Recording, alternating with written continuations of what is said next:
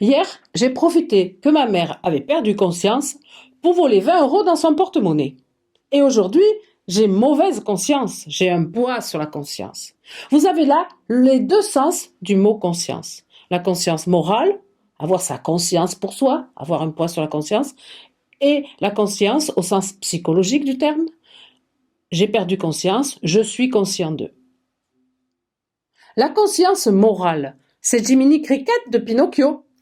C'est cette petite voix que nous avons en nous et qui nous dit ceci est bien, ceci est mal, et qui nous donne mauvaise conscience lorsque nous avons mal agi. C'est au fond la voix de notre morale personnelle.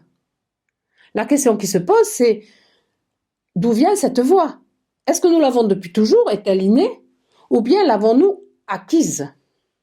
Dire que cette conscience, ce sens du bien et du mal est inné, finalement, ça implique de postuler une transcendance et plus simplement l'existence d'un Dieu qui aurait mis en nous ce sens moral. On trouve cette idée dans un poème magnifique de Victor Hugo qui se trouve dans la légende des siècles et qui raconte la vie de Caïn après son meurtre, le meurtre de son frère. Il essaie de fuir pour échapper à sa culpabilité avec toute sa famille, toute sa tribu.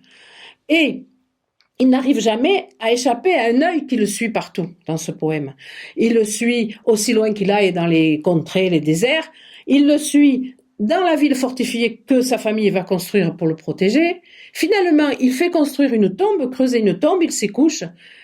On la ferme et le poème finit ainsi. L'œil était dans la tombe et regardait Caïn. Cette voix intérieure, cette sorte de autosurveillance que nous avons en nous, pour certains, c'est Dieu qui se manifeste et le sens du bien et du mal tel qu'il est défini et donné par Dieu. Mais le fait que cette morale soit intérieure, intégrée en nous, personnelle, n'implique pas nécessairement une transcendance. On peut imaginer avoir intégré la morale sociale, la morale de notre société, et notamment grâce à l'éducation de nos parents. C'est ce que dit Freud, retourné au cours sur l'inconscient, ce que dit Freud à propos du surmoi. Le surmoi, c'est cette morale intégrée qui a été transmise, formatée même, par les interdits parentaux, qui sont le reflet des interdits sociaux. La seconde acception du mot conscience, c'est celle que l'on trouve dans l'expression « avoir conscience de ». Et notez bien qu'on dit toujours conscience de quelque chose. On ne dit pas avoir conscience. On en reparlera. Donc, on peut avoir conscience d'un objet concret. Un arbre, une table, une chaise.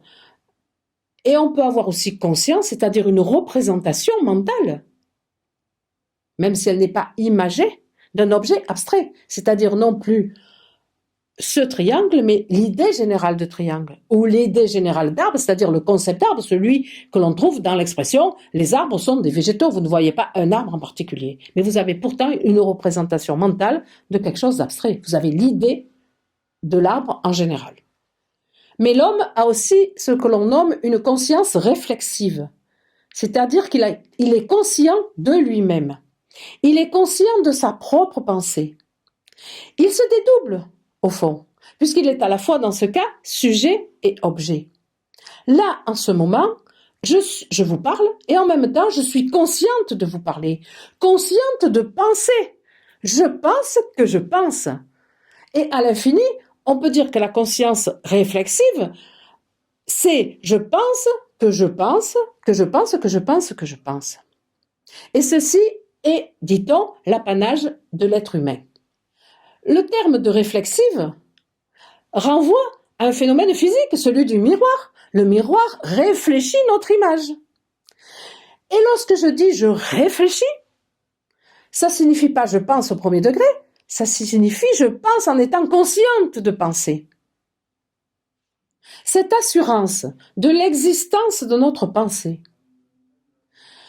cette intuition que nous existons en tant qu'être pensant, c'est ce que l'on va retrouver dans la vidéo suivante avec Descartes et son cogito célèbre.